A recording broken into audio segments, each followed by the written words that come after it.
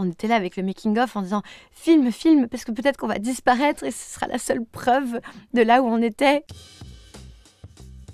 Babyphone, c'est l'histoire de Agathe et Noah, un jeune couple de citadins qui décident de changer de vie et de s'installer à la campagne après la naissance de leur fils seul. En visitant la maison, ils découvrent une pièce qu'ils n'avaient pas vue sur les plans, qui est une chambre d'enfant entièrement intacte dans laquelle ils décident d'installer leur fils. Et il s'avère que dans cette chambre se trouve un vieux babyphone qu'ils décident de rebrancher. Et à partir du moment où le babyphone est branché, des esprits commencent à se révéler dans la maison. Donc on est plus sur un genre d'horreur paranormale. Et c'est des codes en fait que je connais depuis que je suis adolescente. Moi j'ai grandi avec les films de Night Shyamalan, donc Le Sixième Sens, plus récemment The Visit.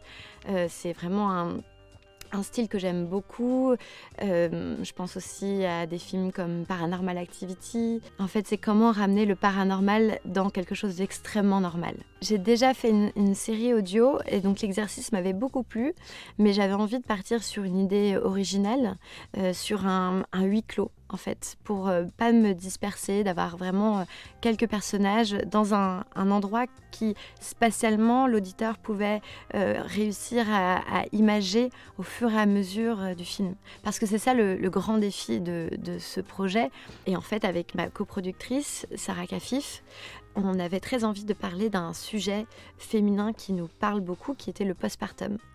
On avait envie de parler en fait de cette sensation d'isolement que ressentent les jeunes mères lorsqu'elles ont un enfant, mais de le mettre dans un contexte kiffant, qui puisse parler à une majorité de personnes et de réussir à vraiment se mettre à la place de ce personnage, de Agathe, et d'être vraiment dans sa peau, dans cet univers pour vraiment ressentir cette sensation d'isolement qu'elle a. Moi, j'ai vécu un postpartum comme, je crois, 90% des jeunes mamans.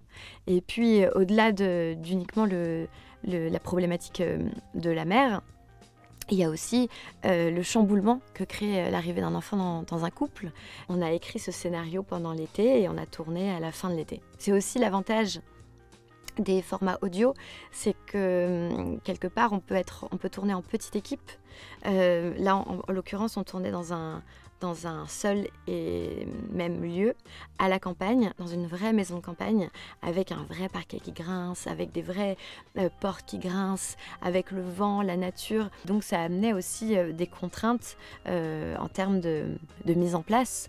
Il y avait beaucoup de mise en place d'abord à faire, et il fallait aussi imaginer qu'il y en avait les câbles, les fils, des micros qui pouvaient être gênants, il fallait pas qu'ils fassent de bruit. Donc toute l'équipe tenait les câbles pour pas qu'ils tombent sur le sol, pour pas qu'ils fassent de bruit. Et en même temps, il fallait que les vêtements ne fassent pas de bruit, les costumes étaient importants. Donc on avait tout sur place. Et c'est ça qui était magique, c'était qu'on était vraiment immergés dans le décor pendant 5 jours. On a tourné ça en 5 jours.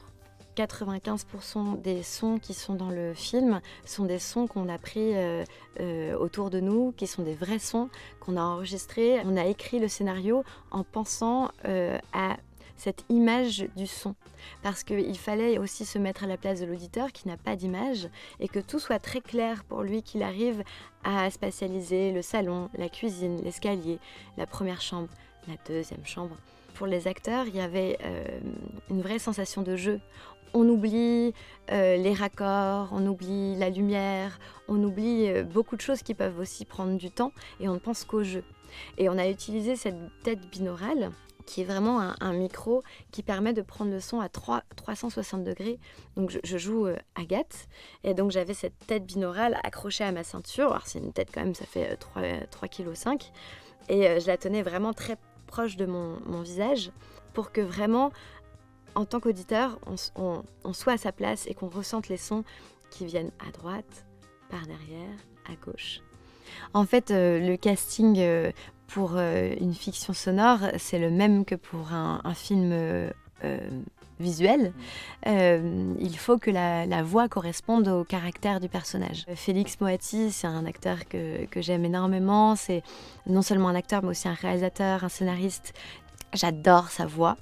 Et surtout, Félix est un jeune papa. Et j'avais besoin d'un acteur qui lui-même ait vécu la situation dans laquelle le couple est, qui ait ressenti cette fatigue, qui ait ressenti ce que ça pouvait faire d'avoir un jeune bébé à la maison. Lina Coudry est aussi une actrice extraordinaire avec qui j'avais très envie de travailler et qui a ce peps dans la voix qui correspondait très bien au personnage de Charlotte, qui a ce côté, elle va à gauche, à droite, elle fait plein de choses. Cédric Lapiche, maestro, qui n'est pas acteur, mais qui est réalisateur et qui a une manière d'écrire ses personnages avec beaucoup d'humanité, et puis qui a été lui-même un ami lorsque je suis devenue jeune maman, qui a pu m'apporter réconfort et des paroles réconfortantes. Et il a une voix, je trouve, englobante, fabuleuse, qui correspondait très bien au personnage du psychologue. Hippolyte Girardot, qui est aussi mon papa, donc je lui ai donné le rôle du maire, parce qu'il a apporté justement à ce personnage à qui je voulais donner beaucoup de bonhomie, quelque chose en même temps agréable, accueillant, mais avec ce petit twist un petit peu inquiétant, étonnant. Il a un but et il a complètement capté le rôle tout de suite et c'était vraiment amusant de travailler avec lui et sur ce personnage. Nissi Matteo est extraordinaire. Elle a apporté au personnage une dimension que je rêvais, que je n'osais même pas espérer. Elle a pris ce rôle avec le corps, elle était physique, elle s'est jetée par terre, elle a tellement donné à ce personnage. En termes de mise en scène, ce que je voulais, c'était de pouvoir imaginer vraiment la caméra, donc la caméra étant la tête binaurale, de l'amener vraiment comme une caméra dans les différentes scènes.